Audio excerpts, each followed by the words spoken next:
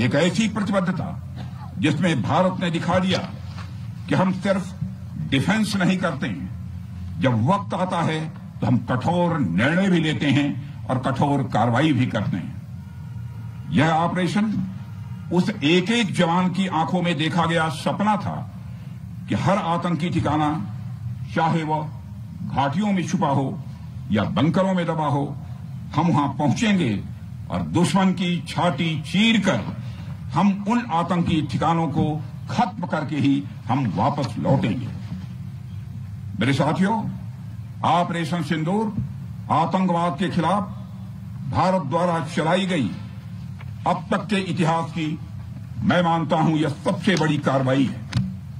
35-40 वर्षों से भारत सरहद पार से चलाए जा रही आतंकवाद का सामना कर रहा है।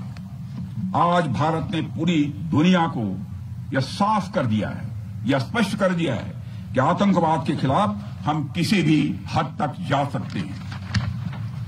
साथियों, आतंकवादियों ने पहलगाम में आतंकवादी घटना को अंजाम देकर भारत के मस्तक पर चोट पहुंचाने की कोशिश की है। भारत की सामाजिक एकता को तोड़ने का भी प्रयास किया गया है। उन्होंने भारत के माथे पर वार किया, हमने उनकी छाती पर वार किया है और छाती पर घाव किया है। पाकिस्तान के जख्मों का इलाज इसी बात में है कि वह भारत विरोधी और आतंकवादी संगठनों को पनाह देना बंद करे और अपनी जमीन का इस्तेमाल भारत के खिलाफ किसी भी सूरत में न होने दे। साथियों, आपको याद होगा कि लगभग 21 साल पहले स्वर्गीय अटल बिहारी वाजपेयी जी के सामने इसी पाकिस्तान ने इस्लामाबाद में डिक्लेरेशन किया था कि अब उनकी धरती से आतंकवाद एक्सपोर्ट नहीं किया जाएगा। मगर पाकिस्तान ने भारत को धोखा दिया है, पाकिस्तान ने भारत को छला है और आज भी वह धोखा दे रहा है। इसका खामियाजा अब उसको भारी कीमत करके भुगतना पड़ा है और यह कीमत, यदि आतंकवादी वारदातें चलती रही तो लगातार यह बढ़ने ही वाली है। हमारे प्रधानमंत्री श्री नरेंद्र मोदी जी ने दो टूक शब्दों में आतंकवाद के खिलाफ भारत की नीति को रीडिफाइन कर दिया है, इसे परिभाषित कर दिया है, जो यह कहती है कि हिंदुस्तान की सरजमी पर किया गया कोई भी आतंकी हमला एक एक्ट ऑफ वार माना जाएगा।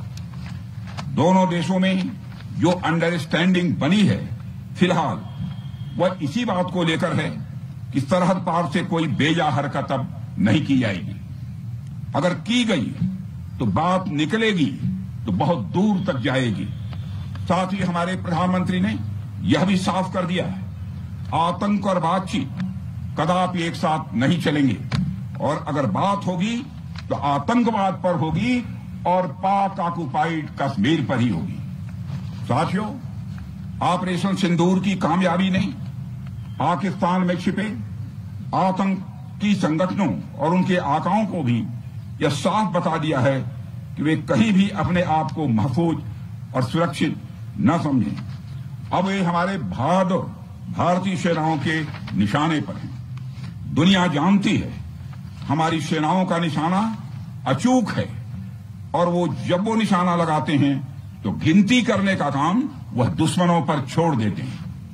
साथियों, आज आतंकवाद के खिलाफ भारत की प्रतिज्ञा कितनी कठोर है इसका पता इसी बात से चलता है कि हमने उनके न्यूक्लियर ब्लैकमेल की भी परवाह नहीं की है।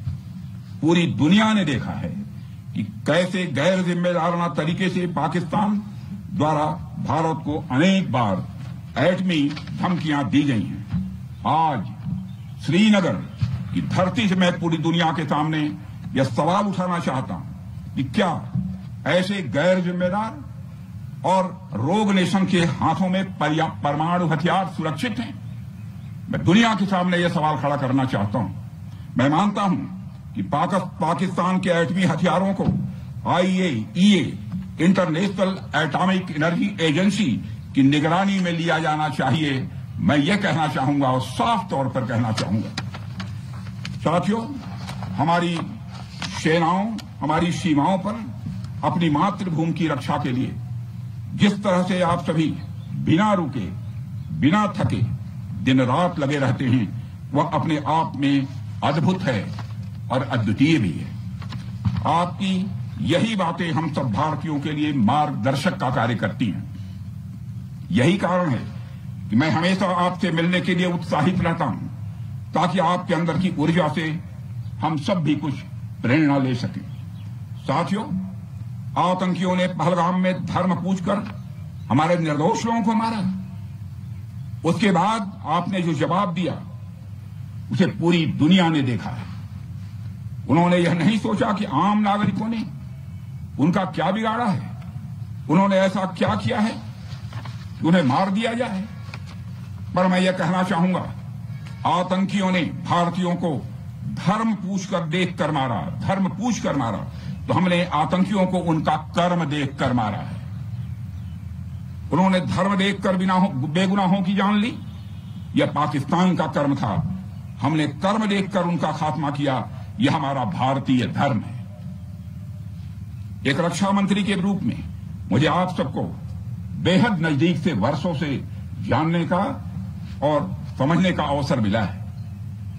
मैं आपके साहस और पराक्रम को तो जानता ही हूं, साथ ही साथ पहलगाम जैसी घटना के प्रति आपके गुस्से को भी मैं अच्छी तरह जानता हूं। साथियों, मुझे पता है कि पहलगाम के बाद आपके अंदर गुस्सा था, पूरे देश के अंदर गुस्सा था। मुझे पता है कैसा महसूस होता है जब धमनियों में बह रहा रक्त बेकाबू होने लगे, और मुझे इस बात की खुशी भी है कि आपने अपने गुस्से को सही दिशा देते हुए बड़ी बहादुरी और सूझबूझ के साथ पहलगाम का बदला लिया है।